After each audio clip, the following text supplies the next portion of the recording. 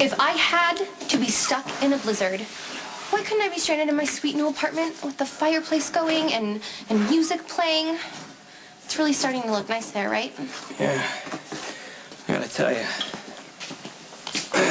There we go. When I first walked into that place, I thought these two divas aren't gonna last a week here, but I gotta admit, looks pretty awesome. Thank you. Crimson would be a good place to be stranded, too. Middle of the night, Cateless, no phones. I could get caught up on my work for once. Or a spa, because I could really use a massage. Yeah, well, sorry the accommodations aren't to your liking. I figured, compared to being stuck out there, freezing your little buns off in your wrecked car, a comfy couch and a cold beer might be nice. Okay, I concede. This dump is definitely preferable to death. I'm surprised with your vision you don't see it. See what? The potential. Man, with a little love, this place could rock.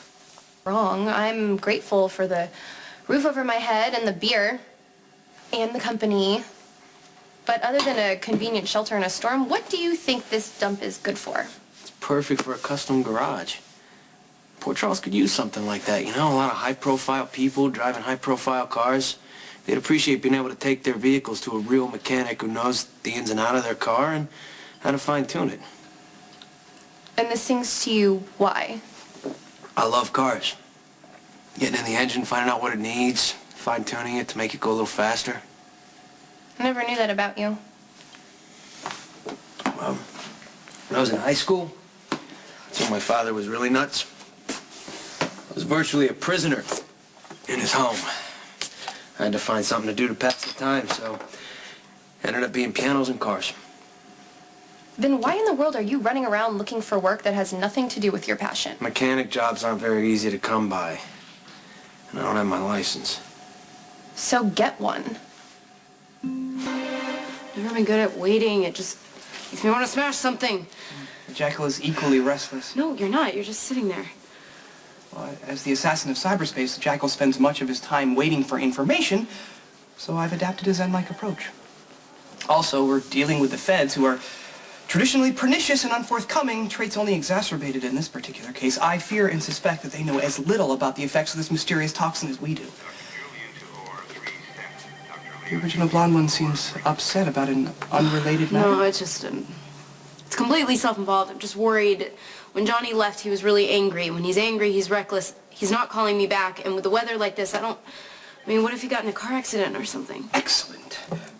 No, I'm sorry. It's just something constructive for me to do. I'll monitor the accident reports and see if anything about the darkness. Okay. Sorry, any word from the feds? No. We're stone cold. Never mind. I think I know. You want to spend hours of your day in a dump like this? Who am I to judge? That's what's wrong with the world today. People don't know how to believe in their dreams anymore, or even have them. I say whatever brings you bliss, go for it. Well, thanks for the encouragement, but you can say it. I think I'm delusional. I already told you what I thought. Just because I don't relate to the specifics of your dream doesn't mean I don't have one. Dreams, I've got that right down to my stilettos. What? Nothing. You just surprise me sometimes. How? I don't know. Here you are going on and on about dreams. I guess I never pegged you for the dreamy type. Of course I am.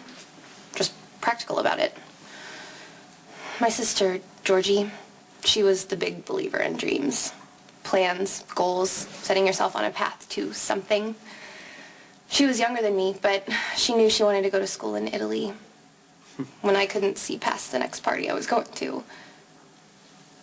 It's kind of beat around, not physically, but heart-wise, and I figured if I never stopped moving, I could no longer be a target for hurt. I can relate. Yeah. I imagine you can. Maybe we should go to Elizabeth's ICU and check on her. Yeah, look, I know you're worried, but that's really not a good idea.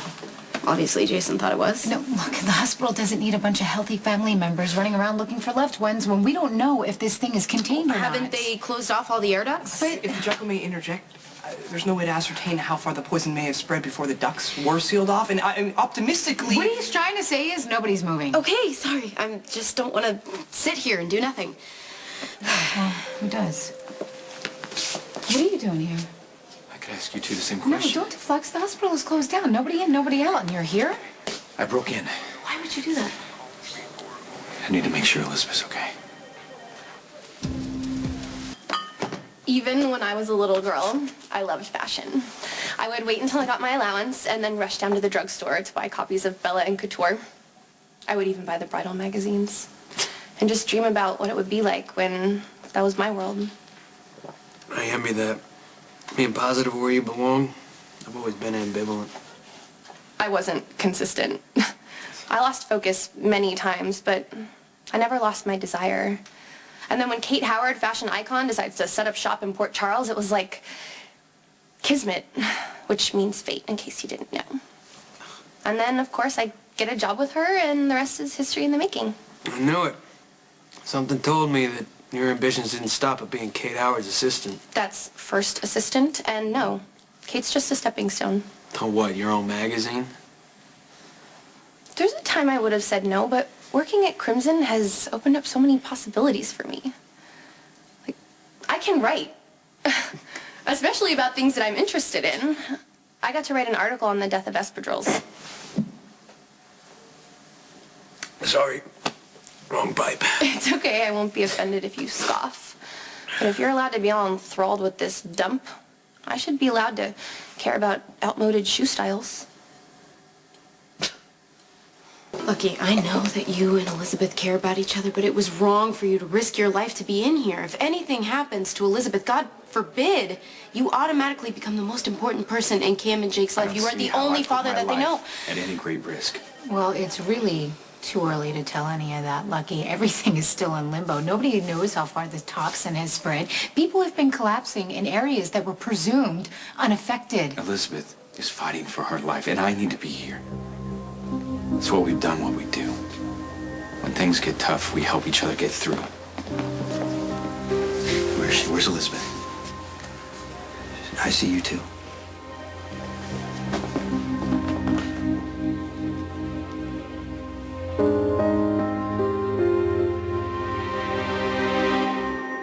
Did you see that? I'm sorry? Sam and Jason jumping out of their skin. Neither Stone Cold nor Fair Samantha are known for their patience. I know, I get that they're danger junkies, but the reason they wanted to do something so badly is because Lucky is with Elizabeth right now. You know, the feminine mind never ceases to awe and humble. I think the original blonde one's astute observation is absolutely right. Oh, a reassuring news. I've been monitoring the accident reports, and so far nothing has included the Mog Princess vehicle.